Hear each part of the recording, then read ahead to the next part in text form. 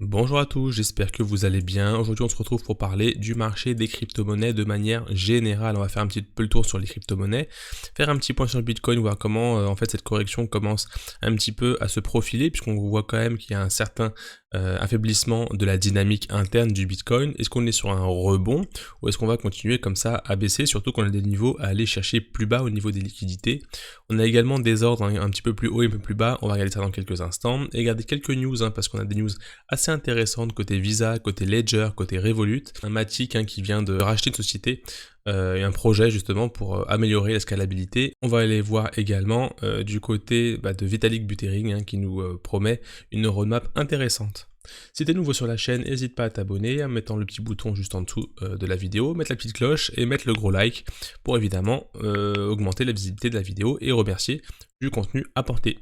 Alors c'est parti au niveau du Bitcoin, on a tout simplement un affaiblissement, je vous le disais, parce qu'en fait on constate ici sur le MACD qu'on a en fait des W qui commencent à se mettre en forme, donc en fait ce que vous voyez ici veut dire que le cours commence un peu à s'épuiser, d'accord? Ça veut pas dire forcément que ça va repartir vers le haut, ça veut dire tout simplement que ça va prendre son temps et qu'on va venir ranger entre deux bornes. On a la borne haute qui est ici, donc ça va être un gros range tout simplement. Un range c'est quoi? Ça va être le cours qui va venir en fait faire ping-pong entre les deux bornes jusqu'à un moment qu'il y ait une résolution soit vers le bas, soit vers le haut.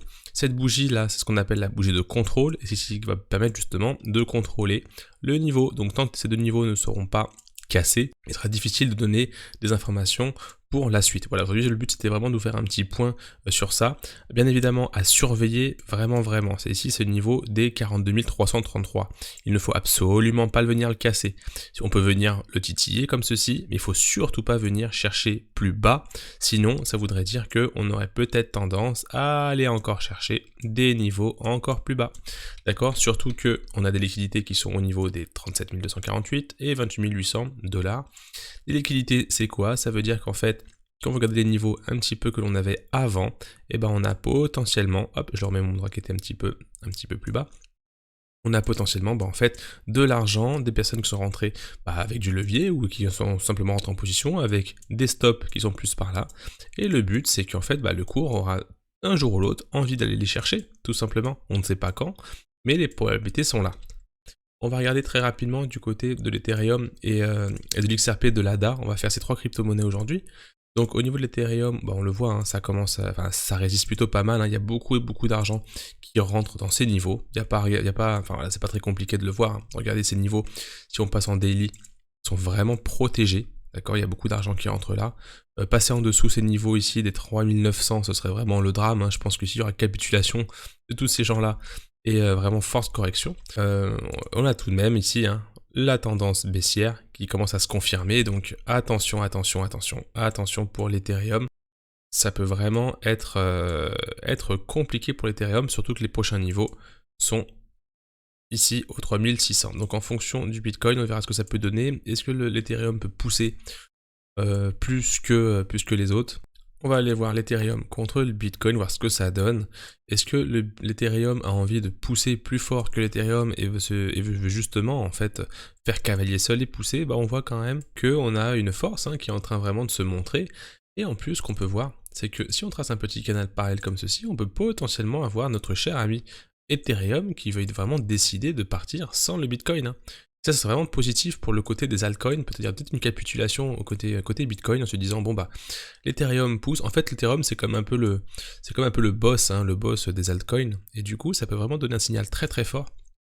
Mais attention, regardez, ça ressemble un petit peu aussi à ce qu'on a contre le Bitcoin. Donc ici, vous avez bien l'Ethereum contre le Bitcoin. C'est voir en fait si l'Ethereum contre-performe le Bitcoin.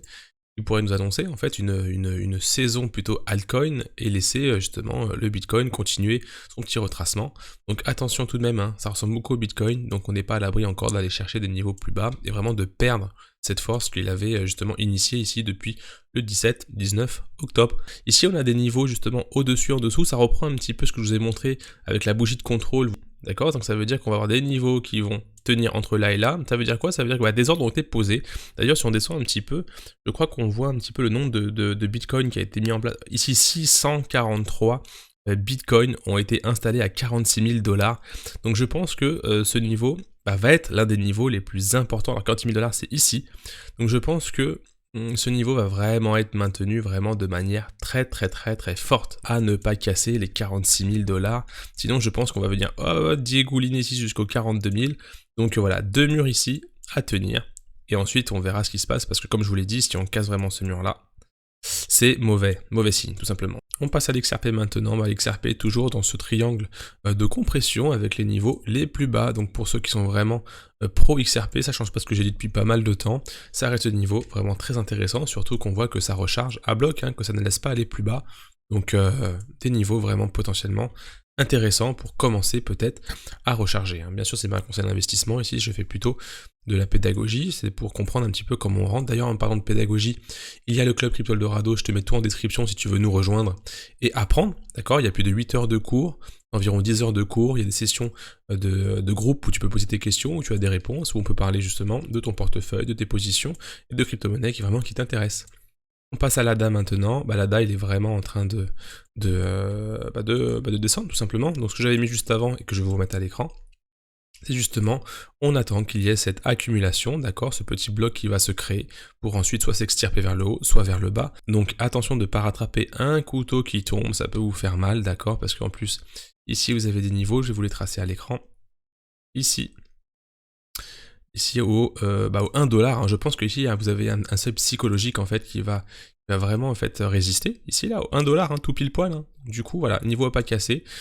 Si vous pensez et vous avez des convictions comme quoi en fait ça va aller plus bas, vous pouvez potentiellement chercher des points d'achat à ces niveaux-là. On va commencer à recharger dans ces zones-là, vous savez que potentiellement vous avez une reprise par la suite. Parce que là vraiment si vous cassez ça, j'aurais pas envie de dire que c'est la fin du ADA, mais vous aurez vraiment un scénario très très très long terme pour le ADA. D'accord? Donc ça peut aller vraiment très loin. Et on sait que si le marché des cryptos part, en fait c'est tout un marché qui va partir. Ici j'ai publié il y a 2 jours les 7 règles d'or crypto investissement, d'accord? Donc ça c'est pour tous ceux qui sont dans les marchés crypto, que vous soyez débutant, intermédiaire, expérimenté. Allez voir cette vidéo, je vous la mets même en fiche juste au-dessus, vraiment très intéressante. Et bien évidemment il y a la vidéo sur les métaverses ici, publiée il y a 8 jours, qui a fait déjà 30 000 vues, et qui vous donne beaucoup de petites pépites sur les métaverses. Allez dans les vidéos et continuez à regarder, vous allez voir, vous allez trouver des choses intéressantes. Je viens maintenant à notre petit Fear and Greed juste pour faire un petit état des lieux. C'est parfait, c'est exactement ce qu'on attendait. Regardez, depuis qu'on est ici, on s'était dit qu'on attendait justement de passer au vert, au blanc et ensuite passer au rouge pour commencer justement à recharger sur les cryptos. C'est ce qu'on a sous les yeux. Donc si dans votre plan c'est de recharger quand vous avez du rouge, et personnellement c'est le moment de rentrer un petit peu en position, de commencer à recharger, même si ça peut durer. Attention bien évidemment, ça peut durer comme ça peut même aller chercher plus bas, d'accord? Donc attention tout de même, ça peut vraiment rester longtemps, mais entre ça, où on est comme ça en plein pic, et là où on est rouge, où tout le monde vend par peur, potentiellement, vous avez plus de chances de réussir vos investissements quand vous êtes dans le rouge ici, que quand vous êtes dans le vert ici. Voilà. On a ici Visa en fait, qui justement veut faire, veulent offrir un cashback justement aux personnes qui utilisent les cartes bancaires Visa. Le cashback c'est quoi? C'est qu'à chaque paiement en fait vous allez pouvoir justement avoir un petit cashback, ce qu'on appelle un petit retour de monnaie entre guillemets, une petite récompense qui va venir s'ajouter, se cumuler dans votre carte. Donc on a Ledger qui avance sur sa carte de crédit crypto française. Donc en fait, toutes ces news sont vraiment très intéressantes. Ça veut dire que vraiment, il y a de l'engouement sur les cartes de crédit crypto, sur la monnaie crypto, sur les échanges en crypto-monnaie. C'est sûr, ce n'est pas encore très mature, mais ça y vient, et toutes ces news-là font que on avance dans ce sens. On a maintenant aussi Revolut qui étend sa licence bancaire à la France, ça veut dire qu'elle était déjà établissement bancaire, donc elle pouvait justement offrir une carte de crédit qui était liée justement à un concurrent. Mais là maintenant avec l'arrivée de cette licence, ça va pouvoir justement proposer plus de services, de crédit, etc., etc. Donc c'est vraiment très intéressant. On a également Ethereum et son cofondateur Vitalik Buterin justement qui publie une belle roadmap pour Ethereum, pour proposer justement de la scalabilité. Vous savez que le problème d'Ethereum aujourd'hui c'est vraiment ce côté scalable. D'ailleurs je voulais vous présenter, j'ai réussi à me sortir un petit schéma, c'est que justement Vitalik Buterin ce qu'il montre maintenant, c'est que il a un souci, qui est en fait ici le côté, en fait, qu'ils ont appelé speed, mais c'est plutôt le côté scalabilité. Ça veut dire qu'en fait ce triangle est vraiment c'est une sorte de trilemme qui en fait pour une blockchain ne peut pas être respecté à 100%. Ça veut dire qu'une blockchain peut respecter 2 des 3 piliers que vous avez ici, les 3 côtés que vous avez ici. Donc c'est soit la sécurité, soit la décentralisation, soit la scalabilité.